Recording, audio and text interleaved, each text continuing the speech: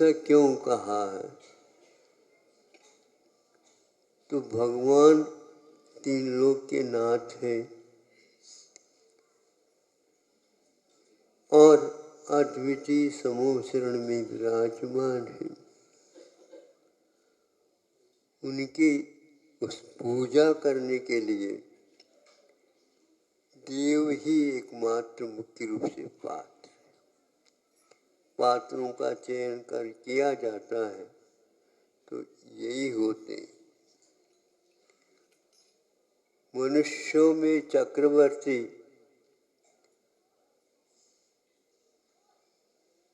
जो कोई पूजन है, विधान है, वह भी ऐसे अद्वितीय अक्षयी कह दो।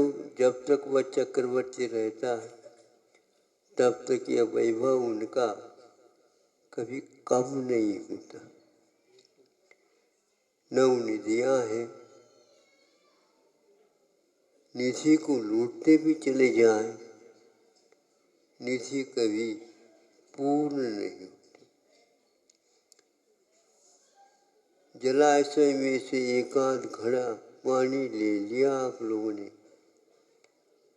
उठाया, जलाशय पुनः समान रहता, उसमें गड्ढा नहीं पड़ता। उसी प्रकार नवनिधियों में प्रतिदिन प्रतिपल निकलता रहता, देते रहते कि मिच्छता। आप लोग भी दान देते हैं, वो भी देते हैं, किंतु जो पात्र जिसे दिया जा रहा है उसको पूछा जाता है और उसकी इच्छा के अनुरूप वह धन वैभव बांट दिया जाता है। ऐसा दानदाता चक्रवर्ती के सिवाय और कोई नहीं हो सकता। दिव्य वैभव और चक्रवर्ती के साथ देव लोग भी उसमें शामिल हो जाते। आचार्य समंतभद्र महाराज जी ने भक्तिवश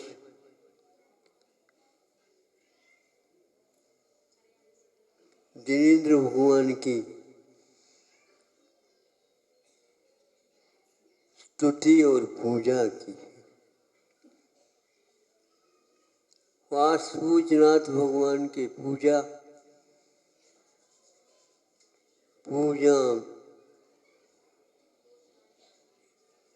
सावधिलेषु वो पुण्यरा दोषाइनालम कनिका विशेष नधूषिका शीत शिवाम्बुराश पूजम जनम त्वार्चयितो जनस्य। पूजन करते हुए वह जन भक्त सावधिलेषु वो पुण्यराश,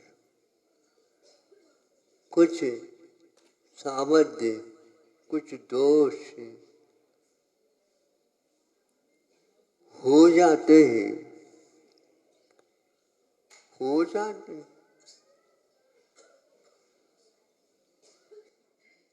दोष सहित रहेगा व्यक्ति तो दोष भी होंगे। भक्ति में दोष नहीं है, भक्त में दोष, भाव में दोष नहीं है, भाव के मन में दोष आ जाते।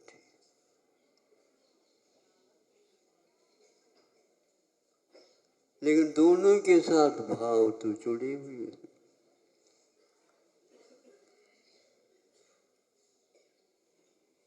बड़ों के सामने, पूज्यों के सामने, नाथ के रूप में माने जाते हैं, ऐसे के सामने ये सब संभव है।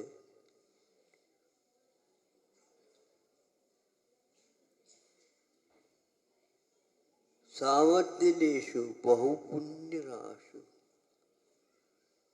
थोड़ी सी कणिका जैसे दोष हो जाए किंतु पुण्य राशि, पुण्य की राशि, और उसके विशेषण में बहु शब्द लगा हुआ है।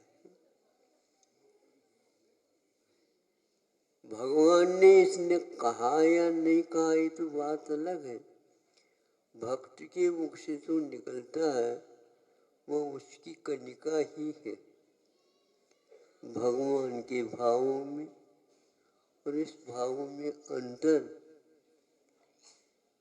विशेष नहीं लगता।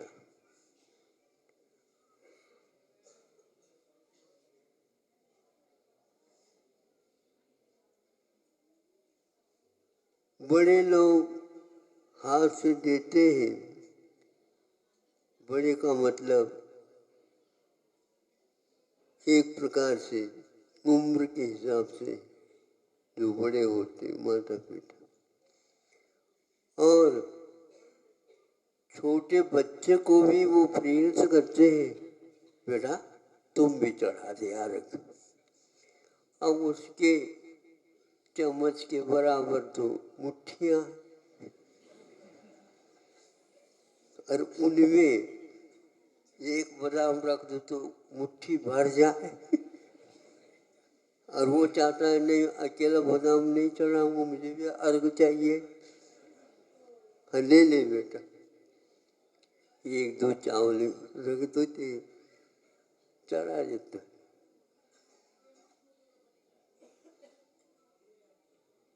अंशदान हो गया है, लेकिन वह लड़का ऊपर से काया छोटी है किंतु भावों में पूजा है। पूजम जन्म त्वार्चयतु जनस्य सावधिलेषु बहुपुण्यराशि दोषाय न अलम कनिका विशेष न दूषिका शीत शिवाम पराश। समुद्र लहरा रहा है, कौन सा? अमृत का है, पीयूष का है, सुधा का है। सुधाकर के माध्यम से सुधा झरता होगा, लेकिन पूजन करने वालों के मन से क्या झरता है इसको हम कह नहीं सकते।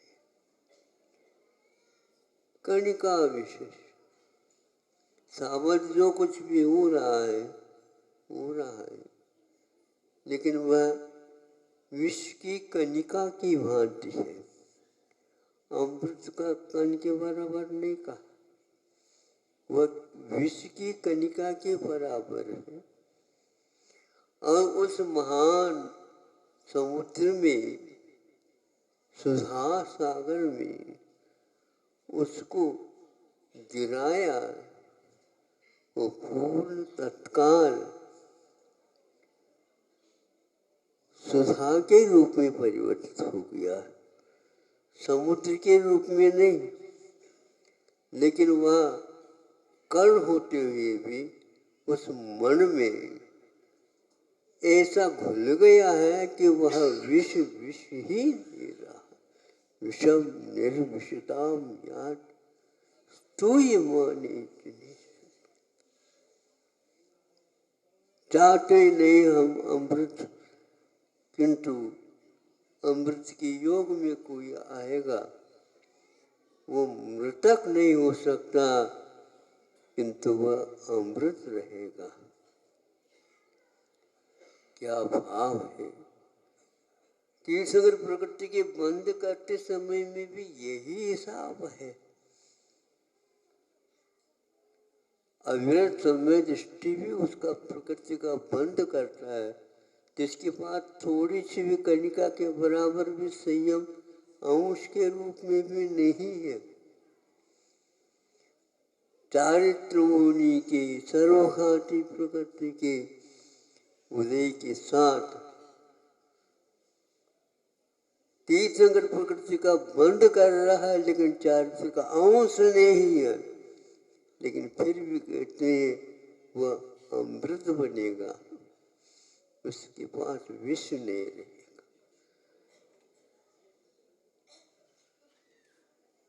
ऐसा क्यों? शुरुआत ऐसे ही हुआ करती।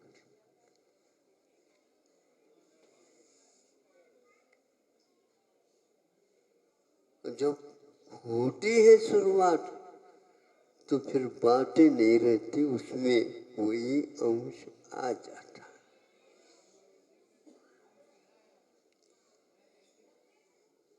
विश्व भी अमृत की कणिका बन गई। इसका अर्थ यह है वो उससे मरण को प्राप्त नहीं होगा, वह सबको जीता हुआ अंत में मृत्युंजयी बनेगा। मृत्यु शब्द लगा लेकिन जयी कहा, मृत कहा लेकिन अमृत उसके साथ जुड़ गया है।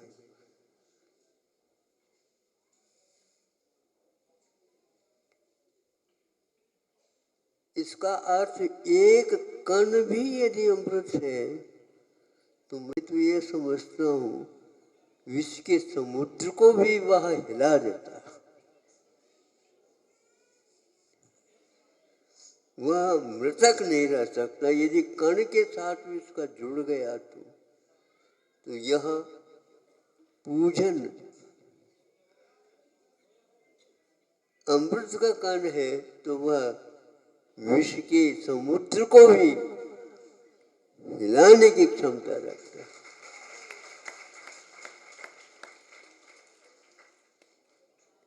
आप तो आप है, लेकिन एक मेंढक भी पूजन की सामग्री चढ़ाने के भाव लेकर के जा रहा।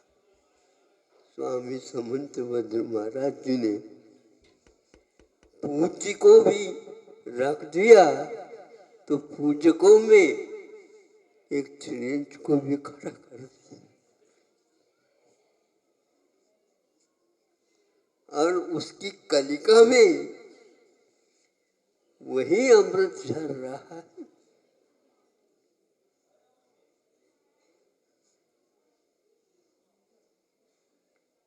मृत्यु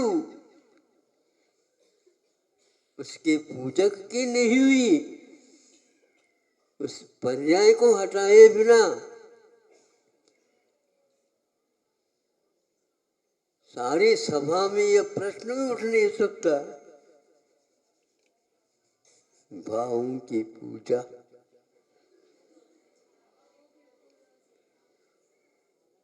भावी तीर्थंकर जो बनने वाले उनकी भी पूजा,